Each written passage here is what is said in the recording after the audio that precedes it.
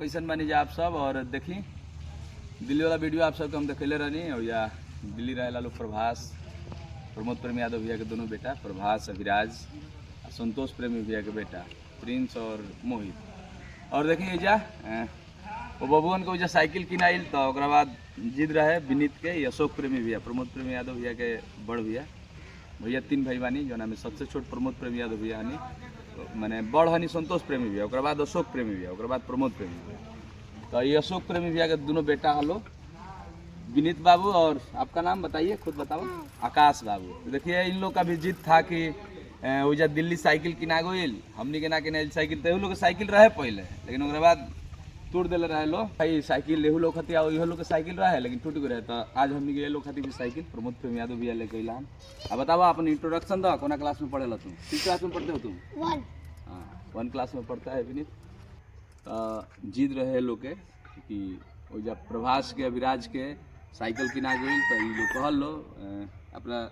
चाचा से प्रमोद प्रेमी यादव भैया से कि अंकल हम लोग का भी साइकिल चाहिए। तो आज हमनी के लोग खातिर भी साइकिल लेके नहीं आ जा विनीत खातिर आई दोनों भाई खातिर है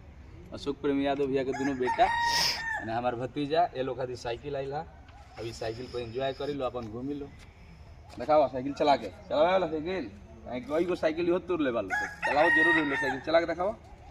हाँ अभी क्लास से आओ और एगो बड़ा प्यारा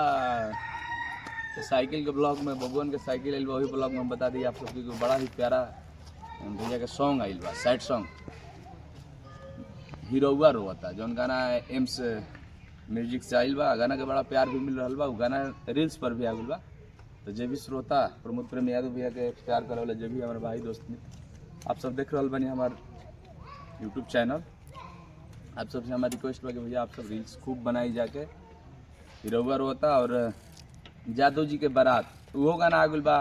रील्स पे आज ही आइल।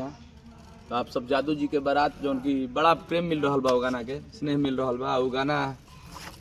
प्रेमी धुन पर रिलीज भइल बा कल के रिलीज भइल बा और वो गाना के भी रील्स पर वो गाना आज आ गइल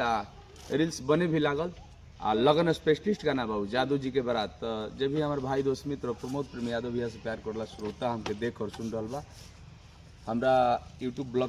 ब्लॉग चैनल के माध्यम से और फेसबुक पेज के माध्यम से आप सबसे हमारी रिक्वेस्ट बा कि आप सब गाना के प्यार दीजिए। देखिए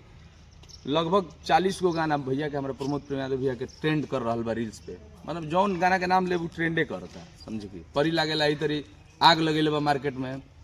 ओकरा बाद शेर हई सोना आग लगेले बा नवंबर में जान एक तरफा भागता माने सब गाना ट्रेंडिंग गाना